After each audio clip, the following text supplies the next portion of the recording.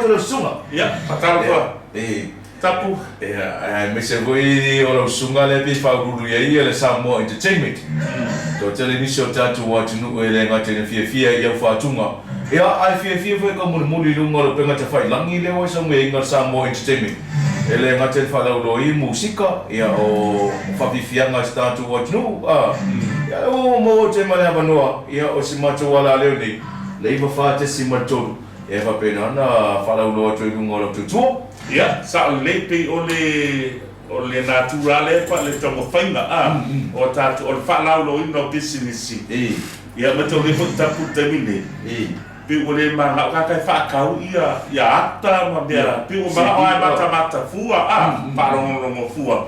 Ya, pi ole la pa tu tu le ale Samoa Entertainment. Ele ngata la te wila fo ngena umatu nei la mo ilunga le YouTube. Mane. Ya la umpata mata o America o Australia o New Zealand. Ya base Samoa ngai kuamsa ba ile yo make wila. Le la mata mata. Ole malanga malda. O tau tuala ne o tau ala o leba ma fai mai. Le fo la o se e ile si ba ngale. Ole fa la lo abasa ya na ia tunu ifafo. Ya le la go mai fo tatu late o phone nei. Fai no le cosa vai fama. Cosa. Ya, ora ui taruna, tala le tio. Ole fwa kasingen masinga. Kasingen masinga. Artemini ko fasikilo mako ads e ko mato fasalonga pa business ko de. Ko kela fa business mo pipi mai no tu langa tomo feel mato nanga. Ale ngate kele mako fans mo video mai pese da temi. Ya, ai mi sure temi o kalangonga mali o ngai poka. Ya wa la ui poka la me ya I mat o la ui vai mo te special I mato ala leoni. O feino poka la me mali e voi ka kalie ai mo e va to si ne fa fonga le malo stato tu. Ya, pe ole tu tonu la le wa mai tato TV Samoa Entertainment. O le pule ole. Ya, ole tato le tu le suma ya atanoa project. Yo se wa mo baia. O leba te lena ma fainga lunga patasi ia ma fai le tio ni sila. Wa pe o ma tone na amata le tio ni sila le baksa fulu. Pe o le la mo to ya mai ia sa fainga lunga fo TV tolu. Ia ala ma fainga paanga o ifo sa fai paanga ma TV tolu. Ia la to Bueno, te wila mai simea. Le sa fa mai na company le Vision City and Video World Limited. Le la ta puni le company le. Ale o se ma ile Samoa Entertainment. Ya le la ma to so tau au. Ya la ma le mo asia tato radio. Ya no chalo suma. Na mata mai algo.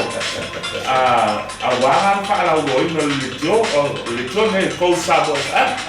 Ya mon ma ko la tunu. Vai mo mai so se baenga. Yo la tele ni si o baenga la so tau au. Bali. Ya ma fa algo ku tato le to ya me se tero tato tala ma dia le tele mai o. Wa o na malulu. Lai fa ku pu wa ka kai lo ma ya. Ai ava ku tala ma dia le te vai so o Facebook. As para na o ma ngai. Ti ta fe lo fa ska kala. Ba la ko te la te ni ta tala no ai o Facebook. Ti o se wo fo ile. Ya fa tai lo mo ta no ai. Fa la lo ai ya ta to le jo.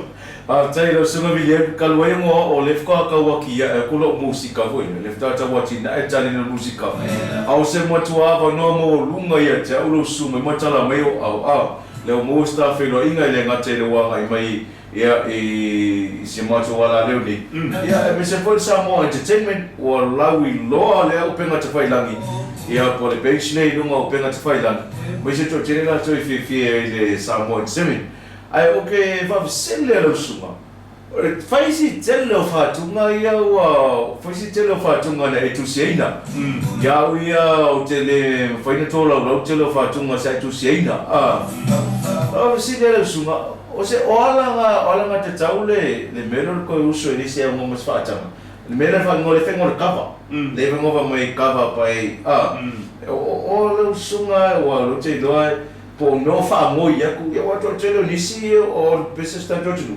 ma telo pese ia mai ngin ma tola liu ela la ka fa sa ile leia telo si pese lo su ia on mena ki fa se lo su ma pena fa mo ia ele ia me pese fa no ia okay o le aba fata le fa ia ka ko ia tula ai le se met tau awa ele nei ala le kapa ko le tonu lai usu le faidi lai ka se mea a le kapa le pu te lo le tal fe mai le tal fe mai le na le a wasui e kwai mai si upu wasui malita o le pese mai si mea ia pila wa out tel content o le pese ele me sa fa ya e wa ke la pese wa lo wa le se si upu ai ku ele mo fa pe o pese te ma o si pese o le ka o te ma upu ye si upu e o me na le te tau ko ke le pese ma ya si fo ma ya ta ma ya ka le ai o le mele o le fa le tonu o le fai o mi pese fo fati fo mi pese o pe o ma to ya so sa ka ko ru o ki ka sa le lava ia me fa ya no no le pa fa su e mai se me bo ia ka bo ka ko ru ya al kai minge ia o kele me fa wa kele leo le wa le ka ai le pese Lengi pese o te fa sa wina o se lau ko se no lo le ai pese pa te fo I ko ya o to ia ma ke fo nisi so la ai pese a o pese ia o le wingo reta vai pese punya la va o kia ma o le ma ku lua o le fa ula ia so ia o le malo losinga o pese le o ma ya kai le kapa o pese ma tengi e ma na ia ango sintengi sinkai sintengi sa le ono le oa e le ngata o fati sa fau o le fai mo fie o le storyline o pese ma upu sa fau ma pi fai mo fie ko le ai au ngale ia ka ma se ko ma pi le esa pe sa ma se ko fate o le suinga pio se mamanu o se mamanu o le suinga o upu ia me fa pegana le After o le kemi mo le se ora ngo le kiki me fa si maku o to fa tu ngai ia I matu o to sanga le wi ni sa fora ko sang fa ngau ia matu sanga ia fa ko I pesing o ia fa si matu o ten I o se great opportunity there for me mo wa ia o se ava no mo runga le mo o ta fi go I le fif ni ia me se vol va la tu me fi sa mo entertainment ka mo le ko sa mo entertainment ka mo e fa ka sa mo entertainment ia le sunga ia Vilieru ia o le sunga vea le lua po le fitalenga le lua Vilieru ia fa pena na fa fifi no fina ngalo le te ko kasi ala si le ko la se sengo ngi me o ke mingi la se sengo si ti ma ki fa ngalo ke mingi mai ke mingi a maka mai la tina e ti fa ngama le ka ko si ia wa lo su fa to sa ngalo pisingis sa le leia e si dia ko pesa ngalo ke mi o fa ka set ia wa ko e fa nga ka ma copy a ke mi la o si I o fa mo fia sa ma internet yo me fa ka pu ya pisingis o le ma fa o ke le pa so e ka sia ma sa wa o si yo le lo ku nga e fa mo fia ma ke le computers